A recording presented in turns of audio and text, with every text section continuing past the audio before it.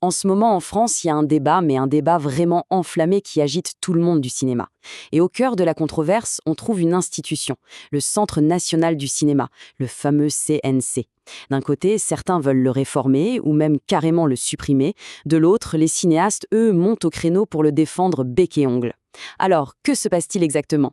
C'est ce qu'on va décortiquer ensemble. La question est posée et elle est directe. Faut-il en finir avec le CNC? C'est une interrogation qui secoue tout le paysage politique et culturel français. Pour essayer d'y répondre, il faut d'abord comprendre d'où vient cette attaque et bien sûr ce que les défenseurs de ce système ont à dire. Bon, pour y voir plus clair, on va suivre 5 étapes. On va d'abord regarder les attaques contre ce modèle. Ensuite, on verra comment il est financé, puis on se penchera sur cette fameuse critique des films non rentables, on explorera son impact sur tout le territoire avant de comprendre quel est, au final, l'enjeu le plus important de cette histoire. On commence. Et c'est là qu'il y a un vrai paradoxe. À l'étranger, le modèle du CNC est souvent admiré, et même envié. Mais en France, aujourd'hui, il est la cible de critiques particulièrement virulentes. Alors, quels sont les reproches exactement? En fait, tout le débat se résume à 2 visions qui semblent irréconciliables. Pour les critiques, c'est une machine à gaspiller de l'argent, une gabégie. Pour les cinéastes, c'est le dernier rempart de la culture française. Alors forcément, face à ces attaques, les professionnels du cinéma ont décidé de contre-attaquer argument par argument. On en vient à la première critique, et c'est la plus virulente, celle qui concerne l'argent. On accuse le CNC de coûter une fortune aux contribuables. Mais la réponse des cinéastes est aussi simple que surprenante. Et elle tient en un seul chiffre. 0 €. Voilà, c'est l'argument choc, l'argument massu des cinéastes. Le CNC ne coûterait pas un seul centime au budget de l'État. Alors on se demande, comment c'est possible? Si l'argent ne vient pas de nos impôts, d'où vient-il? Eh bien, il vient d'un circuit de financement bien particulier. Un système qu'on appelle un cercle vertueux. Le principe est en fait assez simple. Le système s'autofinance. L'argent est prélevé directement sur les billets de cinéma, sur les abonnements aux plateformes de streaming et même sur la publicité. Ensuite, tous ces fonds sont mutualisés par le CNC et réinvestis pour financer les films de demain. En gros, le cinéma d'aujourd'hui paye pour celui de demain. Et attention, ce modèle ne sort pas de nulle part. Il a été créé juste après la guerre avec un but très précis, garantir l'indépendance de la création française face à Hollywood. Une mission qui, à l'heure des géants mondiaux du streaming, serait plus essentielle que jamais. Passons maintenant à la deuxième grande critique, sans doute la plus répandue. Le CNC financerait des films que personne ne va voir. Là encore, pour répondre, les cinéastes sortent les chiffres. Et les chiffres sont assez parlants. Moins de 5% des aides du CNC vont à des films qui font moins de 20 000 entrées. Ça veut dire que 95% du soutien va à des œuvres qui trouvent leur public. L'idée de films financés à perte que personne ne verrait est donc, d'après eux, largement un mythe. Mais leur défense ne s'arrête pas là.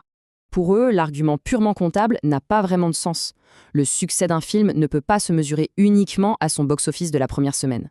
On connaît tous des films presque invisibles à leur sortie qui sont devenus des œuvres cultes des années plus tard. Justement, le système doit permettre à ces œuvres d'exister et de mûrir. Soutenir ces œuvres plus fragiles, ce n'est donc pas une dérive, mais un investissement. C'est vu comme un laboratoire qui permet de découvrir les grands réalisateurs et les grandes réalisatrices de demain, ceux qui remporteront peut-être la prochaine Palme d'Or ou le prochain Lion d'Or à Venise. Maintenant, voyons comment ce système se traduit concrètement sur le terrain, au-delà de la seule création de films. L'argument ici, c'est que le CNC a un impact bien plus large, à la fois économique et social. Plus de 6300. C'est le nombre d'écrans de cinéma en France, et c'est en partie grâce au soutien du CNC. Il faut savoir que c'est l'un des réseaux les plus denses au monde. Et ça garantit que le cinéma n'est pas réservé qu'aux grandes villes, mais qu'il est accessible un peu partout. Et ce maillage, il est très diversifié. Le soutien ne va pas seulement aux grands multiplexes, loin de là. Il aide aussi les petits cinémas de quartier, les salles municipales et même les circuits itinérants qui vont projeter des films dans les villages les plus reculés. C'est une vision du cinéma comme un service public, accessible à tous, peu importe où on habite. Et au-delà du financement direct, il y a un autre outil économique qui est majeur, le crédit d'impôt. Pour les cinéastes, ce n'est pas un cadeau, mais un véritable investissement. Le principe, c'est que chaque euro de crédit d'impôt accordé à une production génère en réalité plusieurs euros de dépenses locales pour les hôtels, les restos, les techniciens, bref, c'est tout un écosystème qui en profite. On arrive à la conclusion de l'argumentaire des cinéastes. Pour eux, l'enjeu dépasse les simples questions de budget. On parle ici d'un vrai choix de société, d'une question presque démocratique et stratégique. Pour eux, le choix est présenté comme étant assez simple, au fond. D'un côté, avec le CNC, on aurait la diversité, l'indépendance culturelle et donc le choix pour le spectateur. De l'autre, sans le CNC, ce serait la standardisation, des formats préétablis et la domination de quelques géants mondiaux. C'est la phrase choc de leur tribune, celle qui résume toutes leurs craintes. Affaiblir le CNC, pour eux, ça reviendrait à priver la France d'un outil majeur de son influence culturelle et de sa capacité à raconter ses propres histoires. Un désarmement culturel, rien que ça. Finalement, tout ce débat nous ramène à une question bien plus large. Derrière les mécanismes de financement, il y a un choix plus profond sur ce qu'une nation valorise vraiment. Est-ce que c'est l'efficacité économique immédiate ou est-ce que c'est la préservation, sur le long terme, de sa singularité culturelle? La question, bien sûr, reste ouverte.